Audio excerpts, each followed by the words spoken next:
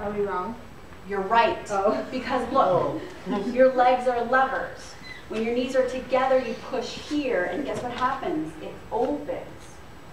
If you're pushing and your baby's kind of stuck up in the bones, and you're trying to create extra space, look at that, and you put your knees together, the whole thing fans out and opens. How do we tell women to push? Put their legs apart. Into the stirrups. This is what we tell women to do. Go like this, grab the backs of your knees and pull your knees toward your ears. Is that opening the pelvic outlet? It's closing the pelvic outlet. We're lying to people. The reason why we do this is because it's convenient for us to see her crotch, to see it. But it doesn't open the bones. It closes the pelvic outlet. Well, that's dumb. It's dumb, okay? So here's what I'm going to share with you. Hold on, I'm sorry. Please. At what point are we talking about? Are we still talking Pushing. about? Push. Are we still talking about at the 2 point? Well, Because I'm imagining like at some point you know you can't gotta- stay with the knees together, right? You gotta open You your can't legs deliver first. the baby with the shoulders and everything with the knees together. You're right, because we got to get them past that point of getting out the exit, right? Okay. Okay, so let's just think through this, okay? You're getting a tight pair of boots on your feet. What are you gonna do? You're gonna use movement, right? Okay, you're still in a situation where you can feel your bones again. I want you to do one more thing for me. Please put your hands there, put your knees shoulder width apart. You're gonna keep your knees just where they are, shoulder width apart, okay? Now what I want you to do is keep your knees in the same spot. You're gonna take your toes and make your toes almost touch. Now you're gonna take your heels and make your heels touch. Toes, heels. Do you feel motion? Do you feel movement? Okay, thank you. All right, this is what I want you to know. This is a battle of wiggling and jiggling a baby out. Movement, movement, movement. Our culture is not in a place yet where we let women push with their knees together. I try to do it all the time as a nurse. Whenever I can, I do it, and the baby pops out. But what I'll tell you is it's not popular yet, and everyone's going to be yelling at you to open your pelvis and open your knees and pull it apart. So what I'm going to tell you to do is do both. Do some with your knees open, do some with your knees together. Do some pushes, just say, I need to do this with my knees together for a few pushes. Do some with your knees apart. Do you see the motion, movement you're going to create? Your baby's going to get unjammed and come out. If you're pushing and someone's holding your legs and you simply just rotate your feet, do you see how you moved your pelvis? That's really cool. So you have a lot of power, even if you're not able to move your legs very much, to create a whole lot of motion that could get a baby unstuck just from moving those feet around. Okay? I'm going to share with you one more tip. A lot of women who use epidurals have back pain or joint pain after they have their babies for like a long time.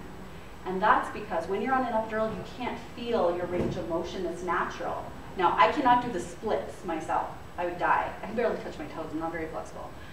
But if I'm on an epidural and someone wishbones me and pulls my knees to my ears, that's going to injure me. And we get really excited. I'm going to show you a video of people pushing. The adrenaline in the room. We want that baby to come out right now. We want her to be done. We take her knees, we push them so far back, we're injuring her back and her nerves. So this is what I say. When people are like pushing those knees back too much, if I'm holding the leg, I'm going to say, I'm going to take to about 90 degrees. I'm not going to go back any farther, knowing that it's not opening the pelvis, firstly. But secondly, I'm not about to injure her. So what I'll say is, it doesn't go back farther than this. What's your shift?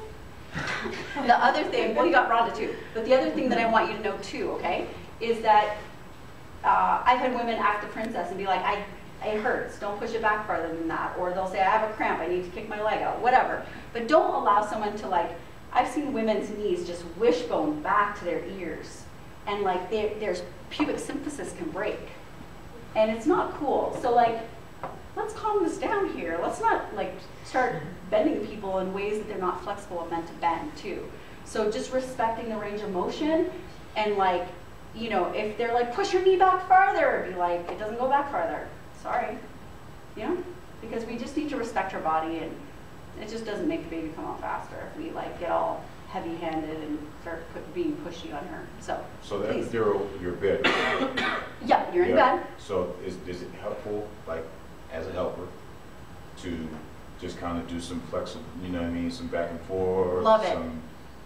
Okay. All that. Yeah, if you're like moving her leg around, all that stuff, beautiful. The other thing that I'll share with you is, just remember, do something for a while and then switch it up. So I'm going to flip you like a pancake. I want you on your left side. Then I'm on your back. Then I want you on your right side. You see, it's going to start moving the baby, help the baby rotate. I want you to push sometimes with your knees apart, and then let's try 3 pushes in a row with your knees together, and then we'll go back apart again. You see what I mean? Let's turn her toes in, let's turn her toes out. It's just moving the pelvis. It's just logical, right? You're just going to create some motion. So honestly, are the people going to like support you and cheer you on doing this? They're going to be like, what the hell are you doing? You know, 'cause not everyone has the physical therapy education about this, and they just do what they've learned, what other people in our culture do, which is pull her knees back. Watch TV. Yeah, so I'm going to show you some video now about pushing, but those are like my best takeaways, is like when you're pushing, just switch up the position a little bit and insist on it. Just be like, I don't want to stay on my back, I want to be on my side for a while, and just see how that works. What I've noticed is babies are like toilets, they like flushing to the right. So a strategy for pushing that I've learned is, the last position she should be in when the baby's born is the right side, because it helps the shoulders get born. So if you're going to be at the beginning of pushing, she's going to be on the left, but if you're getting toward the end of pushing, flip her to the right. I don't know if you'll remember that, but for what it's worth. It's helped me out of a bunch of jams when people are pushing. Okay, so that's my best